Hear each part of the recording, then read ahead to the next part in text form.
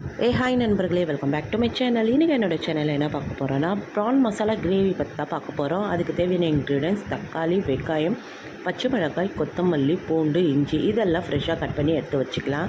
ஏன்னா இஞ்சி பூண்டு பேஸ்ட்டாக போடுறதுக்கு பதிலாக நம்ம இந்த மாதிரி வதக்கி அரைச்சோன்னா சூப்பராக இருக்கும். கடையில் தேவையான அளவு எண்ணெயை போட்டு நம்ம கட் பண்ணி வச்ச இன்க்ரீடியன்ஸ் எல்லாம் போட்டுக்கோங்க. எனக்கு காரத்துக்கு ஒரு பச்சை மிளகா போதும், உங்களுக்கு எவ்வளோ வேணுமோ அவ்வளோ நீங்கள் ஆட் பண்ணிக்கலாம். அதுக்கப்புறமா அதில் 2 ஸ்பூன் மிளகு இருக்கு இல்லையா, அதுவும் போட்டுருங்க. கொஞ்சமாக சீரகம், அதுக்கப்புறமா கொஞ்சம் மஞ்சத்தூள் இதெல்லாம் போட்டு நல்லா மிக்ஸ் பண்ணுங்கள். நல்லா வதங்கட்டும். அந்த பச்சை வாசனை எல்லாம் போட்டோம். அதிலே 1/2 ஸ்பூன் தனியா பவுடர் போட்டுருங்க. நல்லா வதக்கி முடிச்சதுக்கு அப்புறமா ஆற விட்டுட்டு நம்ம மிக்சியில் போட்டு ஃபைன் பேஸ்ட்டாக அரைச்சிடலாம். அதே கடாயில் தேவையான அளவு எண்ணெயை போட்டு நம்ம அரைச்ச இந்த பேஸ்ட்டையும் போட்டு நல்லா மிக்ஸ் பண்ணிங்க.